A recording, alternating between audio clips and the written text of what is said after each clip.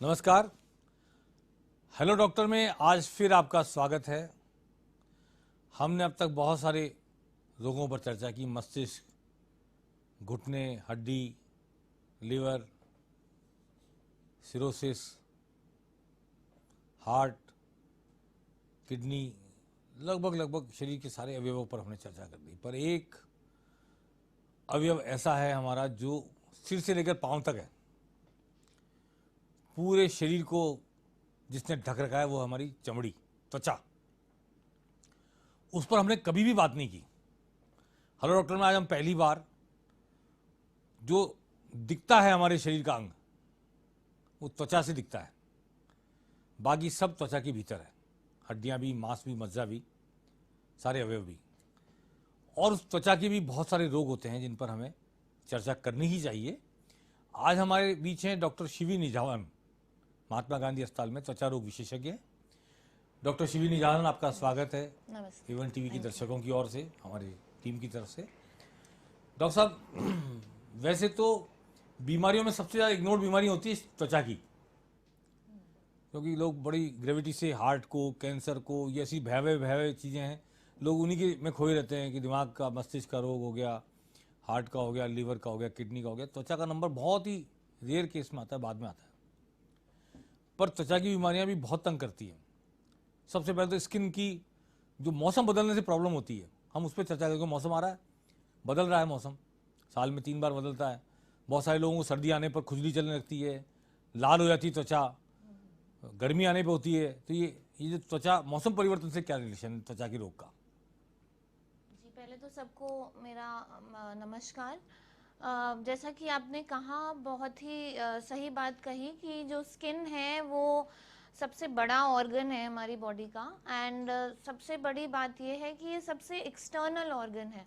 बाकी सारे ऑर्गन्स को का एक प्रोटेक्टिव शील्ड है, एक तरह से हम ये कह सकते हैं, हमारी जो त्वचा है। और जाहिर सी बात है कि इतना सबसे एक्सटर्नल ऑर्गन होते हुए ये मौसम के बदलाव में इसका सबसे ज़्यादा इम्पैक्ट स्किन पे ही आता है। ऑर्गन्स तो फिर भी भीतर होते हैं, अंदर होते हैं, लेकिन स्किन पे सबसे पहले इम्पैक्ट आता है कोई भी सीज़न चेंज का।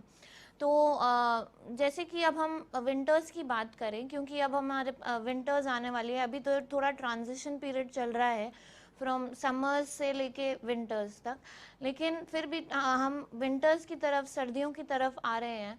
तो उसमें क्या होता है कि जो मौसम है रूखा होने वाला है, हवा भी ठंडक होने वाली है। तो इसमें क्या होता है, जो हमारी जो चमड़ी है उसमें वाटर कंटेंट काफ़ी कम हो जाता है। जो पानी का लेवल है हमारे स्किन में वो काफ़ी कम हो जाता है। ड्राई तो स्किन हो जाती है, ड्राई स्किन हो जाती है। जी बिल्कुल, तो ड्राई स्किन हो जाती है, डिहाइड्रेशन हो जाता है स्किन का। तो उस वजह से काफ़ी हमारे स्किन के कंडीशंस हो जाते हैं। जैसे कि ड्राई स्किन सबसे कॉमन कॉज है। ड्राई स्किन एक बहुत ही कॉमन कॉज है खुजली का। खुजली का सबसे कॉमन कल्परेट यही है, ड्राई स्किन। और ड्राई स्किन सबसे कॉमन सर्दियों के सीजन में आते हैं। जी, क्या करना चाहिए ड्राई स्किन में? लोग तो कहते हैं सरसों का तेल लगा लो। एक सरसों का तेल डेफिनेटली बहुत ज़रूरी ट्रीटमेंट है। काफ़ी घर के लिए के हिसाब से तो सरसों का तेल काफ़ी हेल्प करता है। नारियल का तेल, ये मॉइस्चराइजिंग कंटेंट होता है, इसमें मॉइस्चराइज करते हैं स्किन को। जो त्वचा का जो रूखापन है उसको बैलेंस करते हैं। मौसम के बदलाव की वजह से जो त्वचा का रूखापन हो जाता है उसको बैलेंस करने के लिए ये नारियल का तेल, सरसों का तेल, ये तो सदियों से चले आ रहे हैं और ये काफ़ी अच्छे उपाय रहते हैं। इसके अलावा हमें कुछ वैसलीन के प्रोडक्ट्स ज़रूर यूज़ करने चाहिए, जिसमें वाइट लिक्विड पैराफिन हो, जिसमें पेट्रोलियम हो, ये ऑलिव ऑयल हो, प्लस विटामिन ई हो। ये सारे हमारी त्वचा को मॉइस्चराइज करके रखते हैं। तो ये ठंड के मौसम में बहुत ज़रूरी है कि हम कम से कम 3 से 4 बार हमारे पूरे शरीर की स्किन को हम मॉइस्चराइज करें। इतना तो हमें करना ही चाहिए। बहुत से लोग मैंने देखा डॉक्टर साहब कि विटामिन ई का कैप्सूल आता है, ईवीओनिक। बिल्कुल हाँ, कुछ बिल्कुल। लेते भी हैं, कुछ उसको फोड़ के उसके जो अंदर कंटेंट होता है लिक्विड, उसको मसल लेते हैं मुंह पर, बॉडी के ऊपर। जी क्या उचित है वो? बिल्कुल बिल्कुल। विटामिन ई एक बहुत इम्पॉर्टेंट टाइप का विटामिन है जिसमें हाइड्रेटिंग क्वालिटीज़ होती हैं। हाइड्रेटिंग क्वालिटीज़ का ये मतलब है कि आपकी त्वचा को वो हाइड्रेट करके रखेंगे। जो पानी आपकी त्वचा में पानी का कंटेंट कम हो गया है उसको बैलेंस करेंगे। तो विटामिन ई ड्राइनेस के लिए तो सबसे इम्पॉर्टेंट और सबसे बढ़िया विटामिन है। उसको ऑफ कोर्स लिया भी जा सकता है, लेकिन बेटर वे है ड्राइनेस के लिए, बेटर वे है कि आप उसको उस कैप्सूल को काट लें, उसके अंदर जो ऑयल है उसको किसी मॉइस्चराइजिंग क्रीम में मिला के आप अपने फेस पे, अपने हाथों पे आप लगा सकते हैं। बहुत सारे लोग नींबू को लेके नींबू से भी करते हैं, और कुछ लोग ग्वार पाठा जिसको कहते हैं ना, एलोवेरा, उसके अंदर का जो गूदा होता है जी उसको निकाल के उसकी मालिश करते हैं स्किन के ऊपर, चेहरे पे। जी, ये बहुत ही आपने इम्पोर्टेंट मुद्दा उठाया है। एक्चुअली जो एलोवेरा होता है वो काफ़ी पावरफुल होता है, मतलब काफ़ी स्ट्रॉन्ग होता है उसमें जो कंटेंट्स होते हैं। तो कई बार लोग नेचुरल एलोवेरा को यूज़ में काफ़ी करते हैं। डेफिनेटली एलोवेरा के बहुत एडवांटेजेस हैं, बहुत मतलब बहुत अच्छा होता है एलोवेरा हमारी स्किन के लिए। लेकिन क्या होता है, उसको डाइल्यूट फॉर्म में यूज़ करें तो मच बेटर रहता है, क्योंकि एलोवेरा आप ओरिजिनल फॉर्म में यूज़ करेंगे कि आपने डायरेक्ट प्लांट के एक्सट्रैक्ट यूज़ करे हैं तो वो इरिटेशन कॉज कर सकता है, क्योंकि वो काफ़ी स्ट्रॉन्ग होता है। तो हमारे पास जी, बहुत पेशेंट्स आजकल आते हैं। डाइल्यूट कैसे करें? कोई खोपरे का तेल वगैरह मिलाएं या पानी नहीं मिला दें? नहीं, ये तो मार्केट में जो एलोवेरा जेल्स आते हैं हमें उस फॉर्म में यूज अच्छा करना जी, चाहिए। वो यूजुअली एलोवेरा का जूस आप ले सकते हैं, जी लेकिन स्किन पे अप्लाई करने के लिए मच डाइल्यूट फॉर्म आपको यूज करना चाहिए। जी जैसे कि जेल्स आते हैं एलोवेरा के, डायरेक्ट प्लांट से कभी भी आप एक्सट्रैक्ट अपनी स्किन में ना लगाएं, क्योंकि इससे इरिटेशन के बहुत बड़ा कॉज होता है। इनफैक्ट हमारे पास बहुत पेशेंट्स आते हैं जैसे एक्ने के, वो होम रेमेडीज़ में कुछ बिलीव करते हैं, जैसे कि एलोवेरा का नेचुरल एक्सट्रैक्ट निकाल के लगा लें। रात भर में उनकी इतनी इरिटेशन हो जाती है कि फिर वो उस इरिटेशन और एलर्जी से आते हैं रादर देन एक्ने की वजह से। और कुछ लोग अनियन का भी नेचुरल जूस लगा लेते हैं, गार्लिक लगा लेते हैं एक्ने पे। मैं बहुत पेशेंट्स को यही समझाती हूँ कि ये बहुत नेचुरल प्रोडक्ट्स एकदम स्ट्रॉन्ग होते हैं और ये हमें थोड़े अवॉइड करने चाहिए। ये जो आपने बात की अभी एलर्जी की, जी बहुत सारी चीज़ों से जब एलर्जी होती है तो उसका इफेक्ट स्किन पर ही देखने को आता है। एलर्जी से किसी को जुकाम हो जाता है, किसी को खांसी हो जाती है, अलग अलग चीज़ें हैं, पर बहुत सारे इफेक्ट जो हैं एलर्जी के वो स्किन पे आते हैं। स्किन लाल हो जाती है, खुजली हो जाती है, मौसम की वजह से, किसी को किसी पेड़ पौधे की वजह से एलर्जी होती है तो भी स्किन में दिक्कत होती है। और कई बार खून चढ़ाते हैं तो खून चढ़ाते वक्त भी खून से, जो दूसरे एक्सटर्नल खून से एलर्जी होती है तो वो भी स्किन लाल कर देती है। तो ये एलर्जी क्या चीज़ है और इसकी क्या वजह है और किसको कैसे इसकी रेमेडी हो सकती है? देखिए, एलर्जी बहुत कॉमनली एक्जिमा भी कहा जाता है उसको। एक्जिमा जो है दो तरह का होता है, एक एक्सटर्नल यानी कि बाहर की कुछ चीज़ों की वजह से एलर्जी होती है, और एक एंडोजेनस होता है जो कि अंदर की स्किन की प्रॉब्लम की वजह से एलर्जी होती है। तो जो बाहर की चीज़ें हैं वो तो हमें देखना पड़ता है कि हमें किस चीज़ से एलर्जी है। कई लोगों को बाहर की चीज़ों से, जैसे कि हम बदलते मौसम की बात कर रहे हैं, अभी ये मौसम जो है ट्रांजिशन का है, तो एयर में बहुत पोलन्स भी रहते हैं। पोलन्स जो प्लांट्स के होते हैं वो एलर्जी के बहुत बड़े पदार्थ होते हैं। वो हर जगह स्किन में, जैसे हमारे स्किन के फोल्ड्स हैं कान के पीछे, गर्दन पे, और भी जो स्किन के किसी भी एरिया में जाके एलर्जी कॉज कर सकते हैं। तो बाहर की चीज़ों में तो एक पोलन बहुत कॉमन है। प्लस जो फार्मर्स होते हैं, किसान वगैरह होते हैं, उनके बहुत ज़्यादा एलर्जी के चांसेस होते हैं प्लांट से, पोलन से, धूप से। इनफैक्ट धूप भी एक बहुत बड़ा एक्सटर्नल कॉज है। और वो लाल हो जाते हैं, स्किन लाल हो जाती है जी कई बार। बिल्कुल, ये एक्सटर्नल एलर्जी, एक्सटर्नल चीज़ें हैं जिसकी वजह से एलर्जी होती है। जैसे कि सनलाइट हो गई, सन की वजह से एलर्जी हो गई, और पोलन्स हो गए, प्लांट्स हो गए। इनफैक्ट हम बहुत बहुत लोग कॉस्मेटिक्स भी यूज़ करते हैं, उनकी वजह से भी होता है। कुछ लोगों को जिनको टेंडेंसी होती खुशबू है, से भी होती है। फ्रैग्रेंस से भी हाँ, होती दूसरे ने लगा है, रखी है और आपको हो गया। परफ्यूम से होती हाँ है, बिल्कुल बिल्कुल। कई लोगों को टूथपेस्ट से भी होती है, जी लिपस्टिक से भी होती है। ये बहुत ये एक्सटर्नल कॉजेज हैं, और कुछ चीज़ें हमारे हाथ में नहीं होती है, एंडोजेनस कंडीशंस बोलते हैं उन्हें। वो स्किन की ही एलर्जी है, अंदरूनी प्रॉब्लम है स्किन की, वो किसी बाहर की चीज़ से ना होके स्किन में ही टेंडेंसी है एलर्जी होने की। तो ये दो तरह की होती है। तो कोई भी एलर्जी के पेशेंट्स आते हैं, हम उनसे काफ़ी चीज़ें पूछते हैं कि आप क्या यूज़ करते हैं, आप करते क्या हैं, ताकि हमें थोड़ा सा आइडिया लगे कि किस चीज़ों से एक्सपोजर उनका है और किस चीज़ों से एलर्जी के चांसेस हैं। एलर्जी टेस्ट से भी पता लग जाता है किस चीज़ की एलर्जी है? जी बिल्कुल। एक चीज़ होती है पैच टेस्ट, कहते हैं उसको। वो आपके कुछ 20 to 30 कुछ पदार्थ होते हैं जिनको हम चेक करते हैं कि किससे पॉसिबल एलर्जी है। वो हम ज़रा सा कुछ पदार्थ हम 20 से 30 बहुत ही माइन्यूट अमाउंट में हम उसको पीठ पे लगा देते हैं, टेप लगा के। एंड फिर उसको 1 से 2 दिन बाद हम पेशेंट को वापस बुलाते हैं और हम चेक करते हैं कि किस चीज़ से एलर्जी है। तो एलर्जीज़ का एक बहुत इम्पॉर्टेंट ट्रीटमेंट ये भी है कि जिस चीज़ से एलर्जी आए उससे बचाव रखें। परहेज़ रखना बहुत बड़ा ट्रीटमेंट है। फिर भी कई बार होता है कि वो एलर्जी एक बार हो गई तो फिर रिमूव ही नहीं होती पूरी ज़िंदगी भर, बचते रहो तो ठीक है, अदरवाइज कोई रेमेडी है क्या कि क्योर हो जाए बिल्कुल एलर्जी? देखिए वही मैं ये टेंडेंसी है बॉडी की एलर्जी तो। देखिए कई बार एलर्जीज के पेशेंट्स तो आते हैं, हम ट्रीटमेंट देते हैं और वो उस टाइम तक ठीक रहते हैं जब तक हम ट्रीटमेंट देते हैं। लेकिन वही मैं कह रही हूँ कि हमें पूछताछ से, और जैसे कि मैंने कहा पैच टेस्ट से, हमें जो कल्परेट पदार्थ है जिसकी वजह से एलर्जी के चांसेस हैं, हमें वो पता लगाना चाहिए, ताकि पेशेंट उसका परहेज़ कर सके और ताकि उसको और एलर्जी के चांसेस ना हो। तो ये बहुत बड़ा बहुत सिग्निफिकेंट बात है कि हमें जिस चीज़ से एलर्जी है उससे बचाव रखना है, और आप कह सकते हो वही सबसे बड़ा ट्रीटमेंट है। दवाइयों से भी बड़ा ट्रीटमेंट ये है कि हम उस चीज़ से बचाव रखें। मैं शुरुआत करना चाहता हूँ इस बात से कि कोविड हुआ, पूरी दुनिया में आतंक छा गया और बहुत सारे पोस्ट कोविड इफेक्ट देखने को मिल रहे हैं।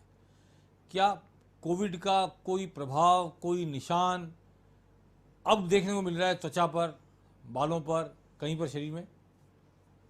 जी बहुत ज़्यादा देखने को मिल रहा है। ये जब कोविड हुआ था लगभग अप्रैल से मई के बीच में और जून तक, जो वेव आई थी सेकंड, इनफैक्ट जो फर्स्ट वेव भी आई थी, उसके बाद भी कुछ लगभग 3-4 महीने बाद हमने बहुत केसेस देखे हेयर फॉल के। इसको हमने टर्म दिया है पोस्ट कोविड हेयर फॉल। इसमें बेसिकली ये होता है कि जो भी जिन लोगों को भी कोविड हुआ, उनकी बॉडी डेफिनेटली बहुत वीक हो गई, उसमें काफ़ी डेफिशिएंसीज हो गई, और एक तरह का स्ट्रेस ही माना जाता है इस ये बॉडी को। तो ये एक फिज़िकल स्ट्रेस था कोविड। किसी को बहुत माइल्ड हुआ था, किसी को सिवियर हो गया था, कोई लोग घर में ठीक हो गए थे। लेकिन लगभग मॉडरेट टू सिवियर जो केसेस थे, लगभग ऑलमोस्ट सब में ही 90% केसेस में हमने, चाहे वो पुरुष हो या महिला हो, हमने सब में काफ़ी ये केसेस देखे पोस्ट कोविड हेयर फॉल के। इसमें ये होता है कि जब बॉडी पे किसी भी प्रकार का स्ट्रेस होता है, सिर्फ कोविड ही नहीं बल्कि बाकी कुछ जो लंबी बीमारियां होती हैं जैसे टाइफॉइड, मलेरिया, या कोई वायरल इन्फेक्शन दूसरा, या फिर आपने कोई लंबी टाइम से कोई न्यूट्रिशनल डेफिशिएंसी चल रही हो, या आपकी डाइट ठीक ना हो, ये, और मेंटल स्ट्रेस भी, ये सारे कुछ कॉजेज़ हैं कि मिलजुल के ये हेयर को वीक कर देते हैं। लेकिन जब ये स्ट्रेस हो रहा होता है उस टाइम पे नहीं, कुछ महीनों बाद हेयर फॉल की बाल गिरना शुरू हो समस्या, जाते हैं? बिल्कुल हेयर फॉल क्या की इलाज है इसका, बाल गिरने को बचाने का? देखिए बहुत लोग बहुत टेंशन में हो जाते हैं कि हम गंजे हो जाएंगे, लेकिन ऐसा नहीं है, बहुत स्ट्रेस में आते हैं। मैं सबसे पहले पेशेंट्स को यही बोलती हूँ कि आप स्ट्रेस ना लें, क्योंकि स्ट्रेस से और बढ़ेगा ये प्रॉब्लम। तो सबसे पहले तो स्ट्रेस ना लें, क्योंकि ये रिवर्सिबल चीज़ है, ये वापस ठीक हो जाएगी। एक पॉइंट ऐसा आता है जब बहुत ज़्यादा हेयर फॉल होता है, लेकिन वो धीरे धीरे जब आप हेयर सप्लीमेंट्स लेंगे in form of vitamin, biotin supplement. Biotin एक ऐसा विटामिन है, उसको विटामिन एच भी बोलते हैं, एच स्टैंडिंग फॉर हेयर। तो बायोटिन जो है एक ऐसा सप्लीमेंट है जो बहुत अच्छा होता है फॉर ग्रोथ ऑफ हेयर। तो हेयर ग्रोथ के लिए बायोटिन लेना बहुत ज़रूरी है, प्लस अपनी डाइट जो है प्रोटीन रिच डाइट लें। लेकिन डेफिनेटली एक बार अपने डर्मेटोलॉजिस्ट को ज़रूर कंसल्ट करें। वो कुछ आपके टेस्ट कराना चाहेंगे, क्योंकि टेस्ट में काफ़ी चीज़ें सामने आती हैं कि खून में किस चीज़ की कमी है, जिस चीज़ की कमी है हम उस चीज़ को एड्रेस सप्लीमेंट करें फिर करके उसको, है ना बिल्कुल जी। उस चीज़ को एड्रेस करते हैं। बिल्कुल ठीक है। जी और ये एक बीमारी होती है हर्पीज, जी बड़ी ख़राब सी बीमारी मानते हैं, ऐसी खुजली चलती है और पूरी पीठ वीठ हो जाती है, उससे आदमी न सो सकता है न, बहुत तकलीफ बीमारी होती है मेरी नज़र में। तो वो इसका कॉज क्या है और कैसे ठीक होती है? देखिए, हर्पीज जोस्टर बहुत ही पेनफुल कंडीशन है और ज़्यादातर ये ओल्ड एज में मिलती है हमें। इसमें होता ये एक वायरल इन्फेक्शन है। इसमें एक पहले चिकन पॉक्स जिस वायरस से होता है उसको वायरसेला जोस्टर वायरस बोलते हैं, उसी वायरस से होता है ये हर्पीज जोस्टर। ये ज़्यादातर ओल्ड एज में मिलता है, 70 या 65 इयर्स ऑनवर्ड्स के बाद मिलता है ये।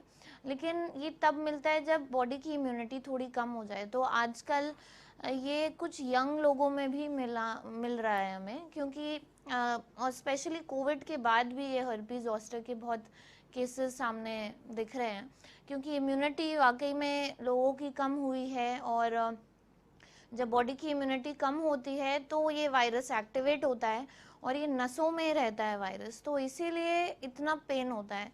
स्किन में कुछ ही कंडीशंस हैं जो इतना पेनफुल होती हैं, उसमें से हर्पीज जोस्टर एक कंडीशन है। तो इसका सही टाइम पे जल्द से जल्द ट्रीटमेंट लेना बहुत ज़्यादा ज़रूरी है। जी, वैसे ठीक हो जाता है, क्योरेबल है हर्पीज? डेफिनेटली क्योरेबल है। इसका जो ट्रीटमेंट है उसको स्टार्ट आइडियली कर लेना चाहिए 72 घंटों में। और अगर विद इन टाइम आपने इसको पकड़ लिया और सही ट्रीटमेंट सही डोज ली है तो बिल्कुल ठीक हो जाएगा 7 से 10 दिन के अंदर। लेकिन कई बार कुछ लोग देर कर देते हैं डॉक्टर के पास जाने में, सोचते हैं कि ज़रा से रैश है, एलर्जी है, हो जाएगा ठीक, ऐसे ही सर में दर्द हो रहा होगा या वैसे ही हल्का फुल्का, मतलब निगलेक्ट कर देते हैं। तो अगर टाइम लग जाता है उस चीज़ को पकड़ने में तो फिर थोड़ा सा ये बीमारी जो है थोड़ा और समस्या कर सकती है और टाइम लग सकता है। जितने लोग इसका चर्म रोगों की बात करते हैं, त्वचा रोगों की, पुराने समय से दाद, दाग, खुजली, ये 3 वर्ड्स हैं, इसको मिला के बोलते हैं बेचने वाले भी, नीम हकीम भी और कई दवा बेचने वाली कंपनियां। दाद, दाग, खुजली, क्या दाद, दाग और इनकी वजह से खुजली होती है? खुजली अलग चीज़ है, दाग अलग चीज़ है, दाद अलग चीज़ है। जी, खुजली तो एक सिम्टम है, ये एक समस्या है जो पेशेंट्स लेके आते हैं कि हमें खुजली हो रही है। अब और बीमारी खुजली कुछ और होती है। खुजली के बहुत कारण हो सकते हैं। अब वो दाद की वजह से हो, एलर्जी की वजह से हो, कोई इन्फेक्शन की वजह से हो। तो मैं वही कह रही हूँ कि खुजली आप नहीं मान सकते कि सिर्फ दाद की वजह से ही हो रही है। हालांकि दाद एक बहुत बड़ा और बहुत कॉमन कॉज है खुजली का, लेकिन खुजली और भी कंडीशन से होती है, जैसे कि हमने अभी बात करी एलर्जीज, ड्राई स्किन, ये भी बहुत इम्पोर्टेंट कॉजेज़ हैं खुजली के। तो खुजली, कोई पेशेंट आता है खुजली का उसकी समस्या से, तो हम डेफिनेटली पूरा एग्जामिनेशन करते हैं, पूरी जांच करते हैं कि स्किन में कहाँ खुजली हो रही है, खुजली पूरे शरीर में हो रही है, एक पर्टिकुलर जगह पे हो रही है, खुजली है कब से, बहुत टाइम से है, कुछ महीनों से है या अभी कुछ 2-3 दिन से। ये सारी चीज़ें बहुत हेल्प करती है हमें ये आइडेंटिफाई करने के लिए कि आखिर कॉज क्या है खुजली का। ये दाद है। दाद क्या होता है? देखिए, दाद एक फंगल इन्फेक्शन है, इसको जी। रिंग वर्म भी बोलते हैं। दाद गोल गोल रिंग के फॉर्म में पाए जाते हैं। ये ज़्यादातर मॉनसून सीजन में मिलते हैं और ये जो बगल वाले एरिया है जहाँ पे पसीने ज़्यादा इकट्ठे रहते हैं, जैसे कि गर्दन हो गए, आपके थाई के फोल्ड्स हो गए या बगले हो गए, इन सब जगहों पे दाद के ज़्यादा चांसेस होते हैं। ये एक फंगस का इन्फेक्शन है और ये इन्फेक्शन जो है ये अब क्योंकि मैं इतना बड़े प्लेटफॉर्म पे हूँ, मैं ये एक मुद्दा ज़रूर के बारे में बात करना चाहूँगी कि दाद के पेशेंट्स जो हैं वो डायरेक्टली केमिस्ट के पास चले जाते हैं और वो ट्यूब ले जाते हैं, कोई ट्यूब लगा के लगाने लग बिल्कुल, जाते हैं। और वो क्रीम्स जो होती है मिलती सस्ती हैं, बिना प्रिस्क्रिप्शन की मिल जाती हैं, लेकिन उसमें होते मिक्सचर है।